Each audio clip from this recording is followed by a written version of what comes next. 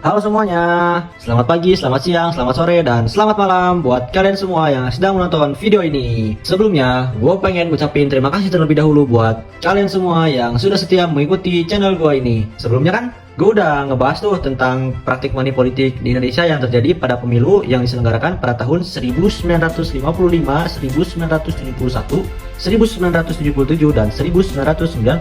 Jadi, di video kali ini, gue pengen ngebahas tentang money politik di Indonesia pada pemilu yang diselenggarakan pada tahun 2004. Pemilu tahun 2004 di Indonesia merupakan tonggak penting dalam sejarah politik negeri ini. Setelah melalui masa reformasi yang bergejolak pada akhir 1990-an, Indonesia mengalami perubahan signifikan dalam sistem politiknya. Salah satunya adalah pemilihan langsung presiden dan wakil presiden yang pertama kali diadakan pada pemilu tersebut. Meskipun pemilu ini menandai kemajuan dalam demokrasi Indonesia, praktik money politik atau politik uang masih menjadi isu yang mendominasi proses pemilihan. Praktik money politik ini berlawanan dengan prinsip-prinsip demokrasi yang seharusnya mengedepankan aspirasi bebas dari rakyat. Fenomena ini menjadi perhatian dalam pemilu 2004 yang secara masif diwarnai oleh praktik politik uang, terutama karena lemahnya sistem hukum, ketidakstabilan ekonomi, dan budaya politik transaksional. Pemilu 2004 juga menjadi pemilu yang sangat menarik karena melibatkan jumlah pemilu pemula yang cukup besar. Pemilih pemula yang baru pertama kali memiliki hak suara sering kali menjadi target dari praktik politik uang. Kurangnya pengalaman politik dan minimnya pendidikan politik membuat mereka rentan terhadap perawian materi yang ditawarkan oleh kandidat. Di banyak daerah, pemilih pemula diberikan uang atau berbagai barang dengan iming-iming untuk memilih kandidat tertentu. Sebagian besar pemilih pemula pada pemilu 2004 merupakan generasi yang tumbuh di masa transisi politik pasca Orde Baru. Mereka tidak memiliki ingatan yang kuat tentang sistem politik otoriter sebelumnya, namun juga belum sepenuhnya memahami makna demokrasi. Hal ini menjadikan mereka target yang ideal bagi praktik money politik karena dukungan mereka bisa dengan mudah dibeli tanpa pertimbangan yang mendalam terhadap program atau visi kandidat. Money politik pada pemilu tahun 2004 di Indonesia disebabkan oleh beberapa faktor yang saling berkaitan. Di antaranya adalah kemiskinan, lemahnya penegakan hukum, dan budaya politik yang masih transaksional. Berikut ini adalah penjelasan mengenai faktor penyebab maraknya money politik dalam pemilu 2004. Yang pertama, dikarenakan kemiskinan dan ketidakstabilan ekonomi. Tingkat kemiskinan yang tinggi di Indonesia pada saat itu merupakan salah satu penyebab utama mengapa masyarakat mudah tergoda oleh politik uang. Dalam kondisi ekonomi yang sulit, banyak masyarakat yang melihat pemilu bukan sebagai kesempatan untuk memilih pemimpin terbaik, tapi sebagai momen untuk mendapatkan keuntungan materi, meski hanya dalam bentuk uang kecil atau bantuan sembako. Yang kedua, itu dikarenakan lemahnya penegakan hukum. Salah satu masalah besar dalam pemilu 2004 adalah lemahnya penegakan hukum terhadap praktik politik uang. Meskipun undang-undang pemilu telah melarang praktik ini, nyatanya sangat sedikit yang ditindak secara serius. Kelemahan dalam sistem pengawasan dan minimnya sanksi terhadap pelaku membuat praktik money politik tetap subur. Yang ketiga, yaitu dikarenakan adanya budaya politik transaksional. Budaya politik di Indonesia pada saat itu masih sangat kental dengan sifat transaksional. Baik pemilih maupun kandidat politik terjebak dalam budaya balas budi, di mana pemilih merasa wajib memberikan suara mereka kepada kandidat yang telah memberikan uang atau bantuan, dan kandidat merasa perlu membeli suara untuk menang. Yang terakhir adalah dikarenakan dominasi partai politik berbasis uang. Pada pemilu yang berlangsung pada tahun 2004, partai politik besar dan kuat secara finansial memiliki keunggulan tersendiri dalam memobilisasi massa dan mengatur strategi kampanye. Kandidat-kandidat yang didukung oleh partai-partai ini seringkali memiliki akses pada dana yang lebih besar, yang kemudian digunakan untuk mengamankan suara melalui politik uang. Selanjutnya ada dampak dari maraknya praktik money politik pada pemilu yang diselenggarakan pada tahun 2004. Dampak dari money politik ini sangat negatif terhadap perkembangan demokrasi di Indonesia. Beberapa dampak yang dapat diidentifikasikan antara lain, yang pertama yaitu adalah menurunnya kualitas demokrasi. Dengan adanya money politik, pemilu yang seharusnya menjadi ajang aspirasi rakyat yang jujur dan adil menjadi terdistorsi. Suara yang dihasilkan tidak lagi mencerminkan pilihan yang rasional berdasarkan program dan visi kandidat, melainkan lebih pada siapa yang mampu memberikan kompensasi finansial terbesar. Yang kedua, adanya korupsi pasca pemilu. Money politik pada pemilu seringkali berujung pada peningkatan korupsi setelah pemilu. Kandidat yang terpilih dengan mengandalkan politik uang akan merasa perlu mengembalikan modal yang telah dikeluarkan selama kampanye, yang seringkali dilakukan melalui praktik korupsi setelah berkuasa. Yang terakhir, yaitu adalah kuatnya oligarki politik. Pemilu yang berlangsung pada tahun 2004 ini juga menunjukkan bahwa oligarki politik atau penguasaan oleh segelintir elit yang memiliki modal besar semakin kuat di Indonesia. Kandidat yang tidak memiliki sumber daya finansial yang cukup akan kesulitan untuk bersaing, yang pada akhirnya mempersempit ruang bagi munculnya calon-calon pemimpin baru yang berkualitas. Sejak pemilu yang diselenggarakan pada tahun 2004, berbagai upaya telah dilakukan untuk memberantas praktik money politik ini. Meskipun hasilnya belum maksimal, berikut ini akan saya jelaskan beberapa langkah yang telah dilakukan untuk memberantas praktik money politik ini. Yang pertama adalah dengan cara penguatan lembaga pengawas pemilu. Lembaga seperti Komisi Pemilihan Umum atau KPU dan Badan Pengawas Pemilu atau Bawaslu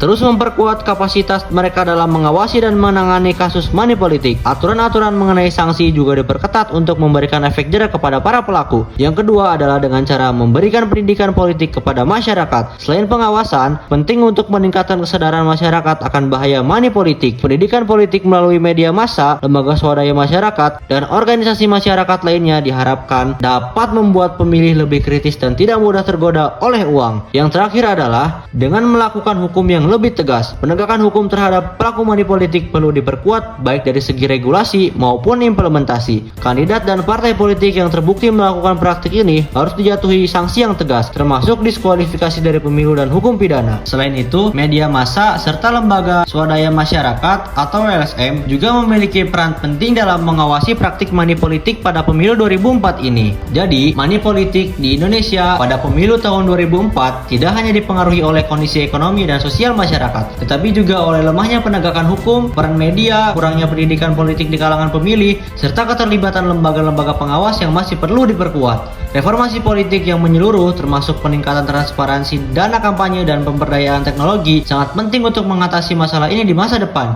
Jika tidak ditangani dengan baik, praktik politik uang akan terus menjadi ancaman bagi kualitas demokrasi di Indonesia, menghalangi munculnya pemimpin yang bersih dan berkompeten, serta menurunkan kepercayaan masyarakat terhadap proses demokrasi. Cukup dari video gue kali ini. Jika ada salah kata atau hal-hal yang keliru, mohon dimaafkan karena di sini gue juga sama-sama lagi belajar. Cukup sekian dan terima kasih.